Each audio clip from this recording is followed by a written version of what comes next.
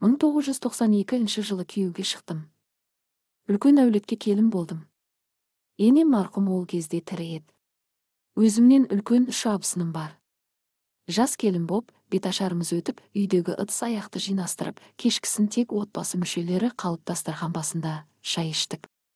Сол жерде ең кіші және ең үлкен абысыным маған арнайлап сыйлық әкелгенін айтты. Кішкентайы халат әкепті, әдемі екен. Ал үлкен абысыным төсек жаймасын тарту етті. Басында олардың бұл қамқорлығына риза боп, рахметімді айтып, заттарды бөлмеме апарып қойғам. Бәрі тарқап, ұйқыға жатарда бөлмеме кірсем, халат тұрда, төсек жаймасы жоқ. Түсінбей қалдым. Осы жерге қойған едім ғой деп әрі-бері іздедім. Бір уақытта бөлмеме енем кіріп келді. Келін, абысыныңның сыйлығын мен алдым. Орнына мынаны берейін деп басқа төсек жаймасын ұстатып кетті. Ол кезде жаспыз ғой. Көп нәрсенің байыбына бара бермейміз. Енемнің мұнысы несі, қызғаныш па деп арам ойлап қалдым. Біздің жақта жаңа түскен келінді арнайлап есік көрсету үшін тамаққа шақыратын әдет бар. Бір айдан кейін үлкен абысыным үйіне қонаққа шақырды. Сол кезде енем шошып түсті. Бармайды, әлі жас қой, кейін бір реті келгенде өзім ертіп апарам деп қалды. Онда да неге өттіңіз деп сұрауға бата алмай. Қызық екен, мен енді туыстарының да үйіне бара алмаймын ба деп өкпелеп қалдым. Сөйтсем енем менің амандығымды ойлаған екен ғой. Бір күні әлгі абысыным үйіне екінші мәрте қонаққа шақырды да, енем бізді амалсыз қинала жіберді. Бірақ барарда әйеліңе бас көз боп жүр, жанында бол деп күйеуіме әбден дайындап пысықтап қойды. Жолда күйеуімнен апам неге өйтіп айта береді деп едім. Жеңешемді жақтырмайды, сенің түк кінәң жоқ, көңіліңе алма деді. Сөзінен түсінгенім, абысынымның анасы елге белгілі дуакеш болған екен. Оған сырыңды көп айта берме, ренжітіп жатса, сіздікі дұрыс деп құтыла сал деп ескертті күйеуім. Сонымен абысыным тұратын ауылға жеттік. Обалы не керек, дастарханды жасап бізді күтіп отыр екен. Жақсылап тамақтандық. Әңгіме айтып отырғанда сыртта жүрген қайнағам күйеуімді далаға шақырып алды. Мені қимай, түрмен ымдаған күйі шығып кетті. Сол сәтті күтіп отырғандай абысыным саған карта мен пал ашып берейін бе деді. Жаспын ғой, керек емес деп айтуға ұялдым. Оның үстіне карта мен пал ашқанда тұрған не бар, ол дуа емес қой деп ойладым. Карта мен пал ашқан абысыным өмірің қиындыққа толы екен. Өте көп жылайсың, қиналасың. Екі жаққа кеткен жол көріп тұрмын. Бірақ соңы жақсылықпен аяқталады екен.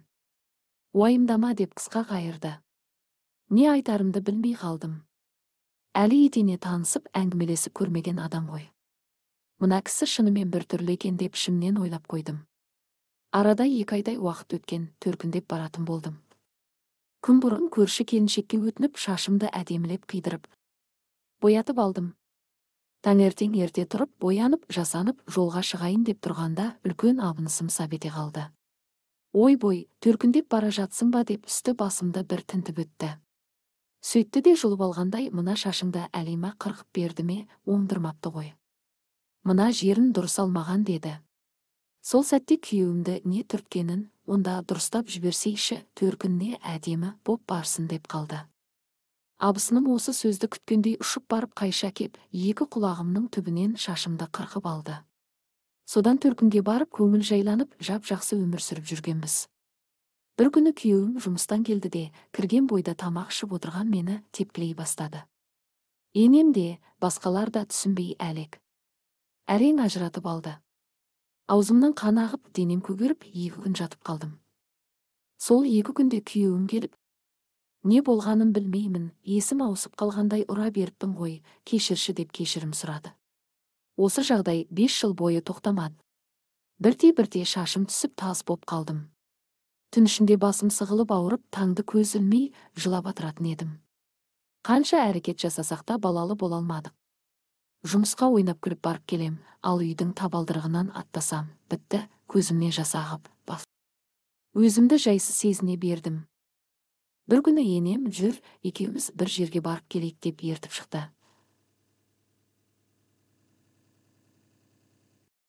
Ұлты басқа бір әйелдің үйіне бардық. Ол кісі бірдеңелерді күбірлеп оқыды да, мынау келінің бе, бұған дуа жасалған, ол адам өздерінің іштерінде жиі көрсесіңдер. Бұл қызда кінә жоқ, бәленің бәрі балаңда боп тұр. Балаң сол адамды қатты ренжіткен екен деді. Енем жылап жіберді. Иә, бір жолы солай болған, айтып отырған адамың үлкен келінім ғой. Маған дауыс көтеріп сөйлегенде осы балам араша түсіп жеңгесіне жұдырық жұмсап еді. Деп кемсеңдеді.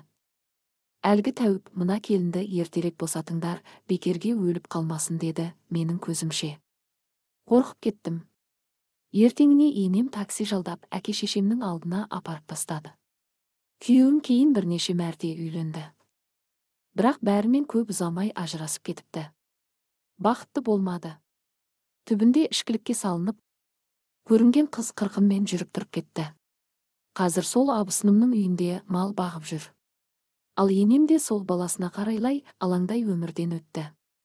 Арада 5 жыл өткен, базарда жүр едім, артымнан бір сыған қалмай қойды. Пал ашып берейін, алақаныңды бер деп. Пал дуа дегеннен қорқып қалған. Қойшы, жайыңа жүр деп әлгінің бетін қайтарып тастап ем. Шындықты білуден қашып тұрсың, шашыңа бәле жабысқан сенің деді. Сол кезде кілт тоқтадым. Сенің шашыңды 2 самайынан қиып алып, біртіндеп өртеген ғой, әр талын өртеген сайын дуа жасаған. Бірақ дер кезінде құтқарылыпсың. Сонда да садақа беріп, Құдайдан денсаулық сұрап жүр деді.